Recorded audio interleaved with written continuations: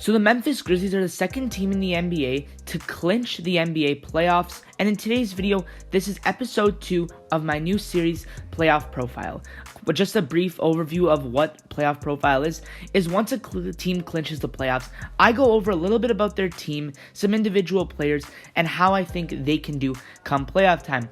It's more of a rant type video and doesn't necessarily have a script, and it's more based off my opinion than actual statistics. I'm going to do this for every team that makes the playoffs. So in today's episode is the Memphis Grizzlies. I'm going to try to make them like 5 or 6 minutes. So let's get right into the video.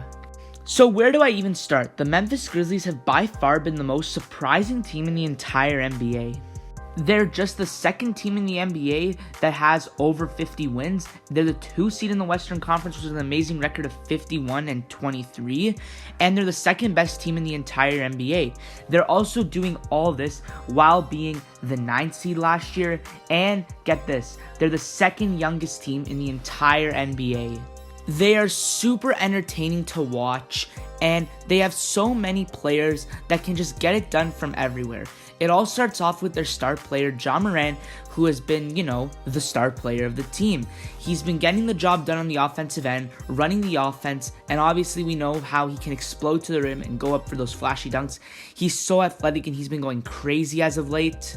But unlike other teams, the rest of the squad still contributes well. When Moran is out, he has actually been out for a while. He's missed a good amount of games.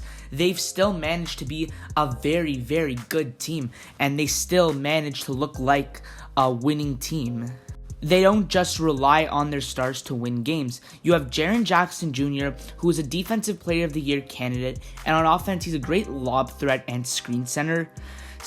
And you also have Desmond Bane, who's been very underrated. He is an amazing 3-point shooter, kind of there to just space the floor, but he can also work on the ball and can pretty much do anything on offense, but he's really, really good at outside scoring.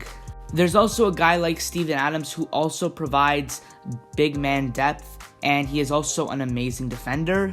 So as you can see, the Memphis Grizzlies have so many players that can just do a little bit of everything. Like I said, you got Jaren Jackson Jr. for the defense, Desmond Bane for the shooting, Steven Adams just to provide some depth, and every single player plays their role perfectly on this team.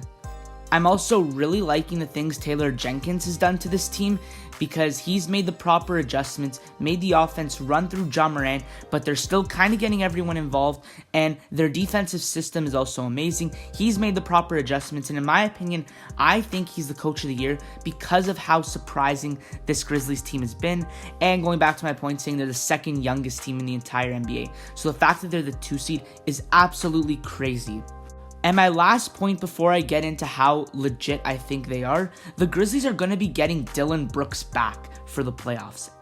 Well, I'm pretty sure. Assuming they do get him back, that's going to be amazing because we've seen how good he is. On the offensive end, he can take over any game and essentially just score on and off the ball, but he can also work off the ball and is an absolutely amazing and a very physical defender. So when the Memphis Grizzlies get him, he's going to bring a lot of energy to the team. This team looks very good, and I think they are the second best team in the entire NBA. They are better than the Warriors, in my opinion, because they've shown that they don't need their star to be playing so well, and it doesn't matter who's out, they still manage to get the job done on a nightly basis. So obviously, because they have a star player, because they have amazing chemistry, because they have depth, I am very tempted to put the Grizzlies as a contender in my books. And I actually made a video a few months back talking about why I think the Memphis Grizzlies have the potential to go to the Western Conference Finals, and that take literally aged like fine wine. But the Grizzlies are very, very young, they're very inexperienced, and have not really made the playoffs with this team other than last year. They have a very inexperienced coach as well, and they also cannot stay healthy. All of these are definitely going to be factors come playoff time, and it might even be possible that they face the Los Angeles Clippers in the first round when they're fully healthy with Kawhi and Paul George. Moran is definitely one of my favorite players in the entire NBA, and I definitely don't want to count him out. So I am going to say that this team definitely has the potential to make the Western Conference Finals and maybe even the finals.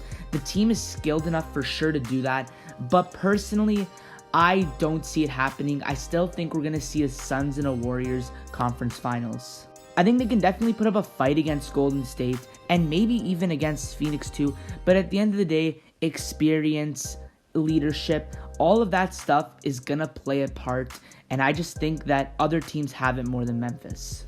I'm not trying to hate on Memphis. I still think they have that Western Conference Finals potential that I said in my video about the Grizzlies, which I'll put in the link in the description.